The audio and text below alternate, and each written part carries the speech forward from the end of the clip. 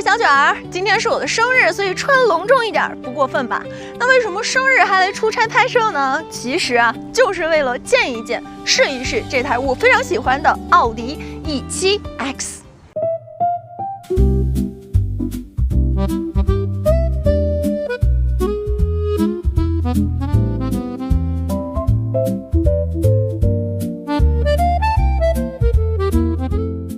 朋友們，我覺得開上一台好開的車是真的會很開心的。我要跟你們分享這台 E7X， 第一個我非常喜歡的點就是它的駕駛部分，我很喜歡這台車的底盤質感。首先硬件上啊，這台車就是該有的我覺得都給你了，然後不管是它的全鋁底盤啊、CDC 減震啊、空氣懸架呀、全時的快手四驅啊等等啊，這些什麼的都有。就是它作為一台奧迪車型，這些東西不可能缺席。但同時它的調教風格，我覺得明顯的要更有操控感。它的底盤傳遞出來的這個細碎的這些路感其實是會多一點的，但是它不會讓你覺得很顛簸很難受，就是它處理的又很乾淨很高級，就是很有一台好開的奧迪車型該有的那種味道。我覺得這台車跟 E5 整個風格對調了， E5 更舒適，而這台車更運動，也讓我更喜歡。在方向盤上，其實我覺得它的手感也會比 E5 的手感更重一點，更有運動的操控性一點，然後包括它隨速轉向，在速度起來之後，這個方向盤會更趁手一些，虛位也更小一點。座椅它也不是說那種純舒適向的，它是更有支撐感的。所以就是這些從手到屁股到你的整個腳下傳遞出來的感覺，它就是一台很得味兒的奧迪車。那在車身尺寸上呢，如果說你們不喜歡開那種很明顯的大車，有那種開船的感覺，那你一定會喜歡這個車，因為它的尺寸正合適，然後同時呢，全鋁底盤讓它整個車身的重量也是減重了，所以在像制動的時候，你不會覺得一腳它有那種剎不住那種點頭的感覺，車身姿態做得非常好。然後你再去看它的胎寬，前255後285，後胎也非常寬啊，就會讓它有一個更好的抓地力啊、側向支撐力啊，在轉彎變道的時候給你一個車身更穩定的支撐。我可以說是現在新能源 SUV 裡面我開過的整個底盤質感、整個操控感覺非常好，我非常喜歡一台車型。然後其他像新能源車、純電車型該有的質感，比如說像它的隔音做的也是沒有問題的，正負7度的轉向角度啊。超過5米的車長，轉彎半徑是5.14米，其實也是能夠幫助這台 SUV 車型在城市裡開得更加靈活，停車的時候也會更加方便。所以這台車就是有這些功能，加上它的整個尺寸適中，我覺得也很適合女生開，就是感覺像這種都市精英的小姐姐們開這台車也會很帥，很有個性。然後最後就是智駕上面，因為你們知道一台純電的奧迪，大家肯定會關心它的智能化的表現。那其實這一點上，我覺得大家也不用太多的去操心，因為它也是有激光雷達的，然後同時智駕是跟 Momenta 合作，有它提供的方案。那我們在城市裡也跑了一段路，來給大家看一下這台車的智駕表現。好的，那我們現在就開啟智駕的體驗環節了，它的開啟按鍵就在方向盤左側這裡。導航輔助駕駛已激活。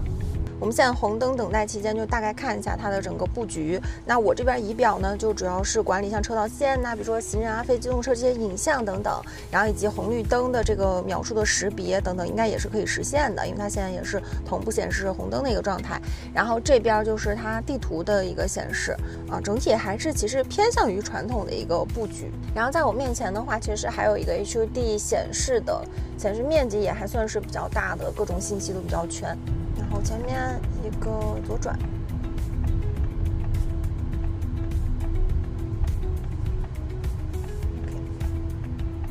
礼讓一下行人。好，這邊有車輛並入的時候，它及時的提前的去往左邊去進行了一個變道處理。然後那會兒其實它變道的時候，後方還是有車的，所以我覺得它這個判斷還是比較準確的。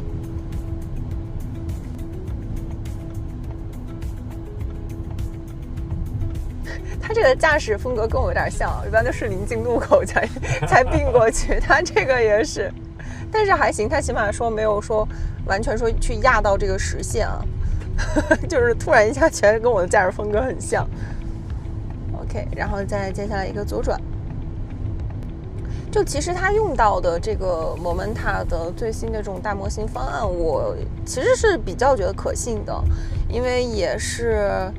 Momenta 其實在做智駕這方面，我覺得是能到第一梯隊的一個水平啊，所以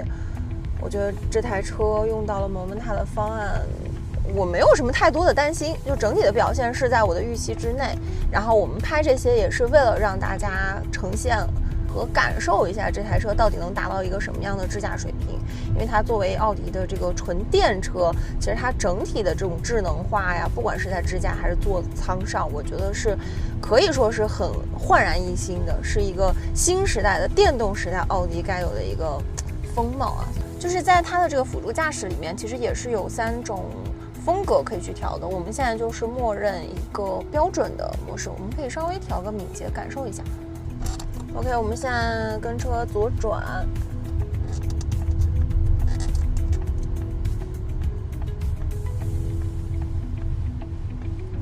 其實也是比較線性的，但是我稍稍覺得跟車距離可能有一點點遠，可能還有是时速的一個控制。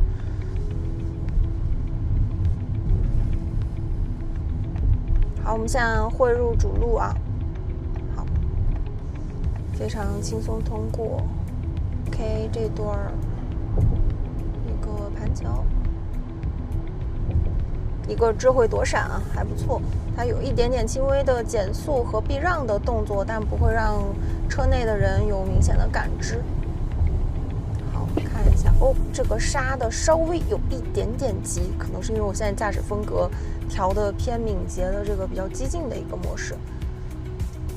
可以再柔和一點點啊。當然，如果你想柔和一點，就可能模式上去選擇一個標準啊或者柔和會更好一些。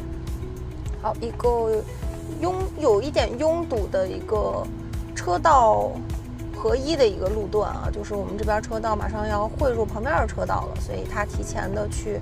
進行了一個變道的動作。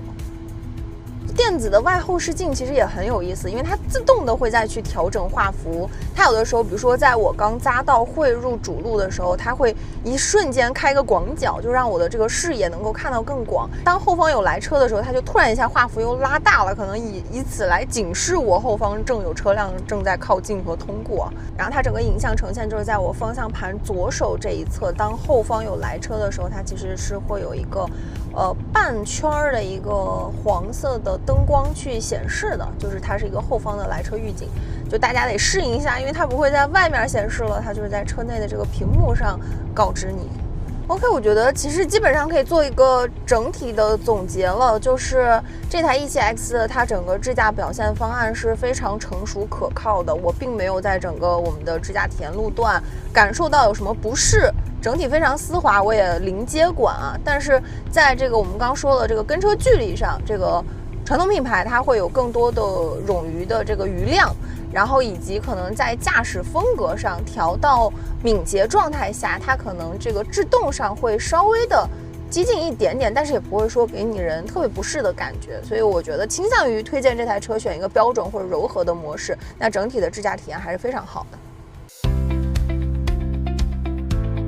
第二個我喜歡的點呢，應該就是這台車的一個副駕位置了。因為除了開它，我更想去享受它。它首先副駕給到了一鍵零重力座椅，同時 E7X 有一個 One Hit 模式。那之前我也給大家解釋過，這個模式到底是什麼，就是其實你理解為一鍵場景化，就你只要通過一個指令呢，它就可以聯動像座椅、空調、音響、氛圍燈等等。在你休息或者帶娃的時候，你就可能會覺得哇，它這個一鍵場景模式更加的方便，更加快捷了。那同時它的整個車內的內飾風格，不知道大家喜不喜歡啊？它其實就是奧迪聲稱的，我要把這台車的內飾做成一個家的客廳，但是它不是那種老前鋒，它也不是那種上了年紀的油膩感，也不是那種全部的豪華軟包，它其實是更加簡潔的。我覺得有點傾向於一個包豪斯設計的理念。那我覺得這也是德系車一個貫穿的設計。你能看到它整體的風格其實有設計、有個性、有質感，我覺得這是很難得的，尤其是在現在大家全面電動化的時代。